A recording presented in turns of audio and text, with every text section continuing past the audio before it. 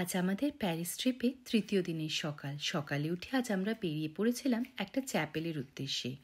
বাসে যাওয়ার সময় চারিদিকের এরম মনোরম শোভা দেখতে দেখতে আমরা পৌঁছে গেলাম প্যারিসের সেন্ট চ্যাপেলে। এই চ্যাপেলটা সারা বিশ্বের মধ্যে মধ্যযুগীয় শিল্পকলার এক অন্যতম প্রধান নিদর্শন। গথিক আর্কিটেকচারে তৈরি এই চ্যাপেলে না এলে বুঝতেই পারতাম না পৃথিবীর মধ্যে এমন জায়গাও আছে। চোখ যেন সার্থক হলো।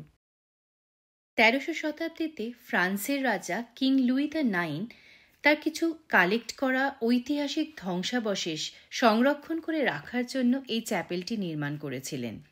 তার মধ্যে অন্যতম ছিল দ্য ক্রাউন অফ থর্নস। মধ্যযুগীয় গথিক চার্চে মুখ্য আকর্ষণ হল স্টেন গ্লাস, আর এই সেন্ট চ্যাপেলের চারিটি দিকের ওয়ালই ১৫টা ৪০ ফুট উঁচু স্টেন গ্লাস দিয়ে ঘেরা। এই গ্লাসগুলোতে বাইবেল থেকে ১১১৩টা বিভিন্ন রকমের দৃশ্যকে ছবির সাহায্যে বর্ণনা করা আছে। বাইবেলে বলা আছে, light is divine, let there be light. তাই গথিক চার্চে তারা মানে বাইরের আলো এই স্টেন্ড গ্লাসের মধ্য দিয়ে চার্চে এসে পড়লে সেটা ভগবানের আশীর্বাদ হয় আমাদের উপর।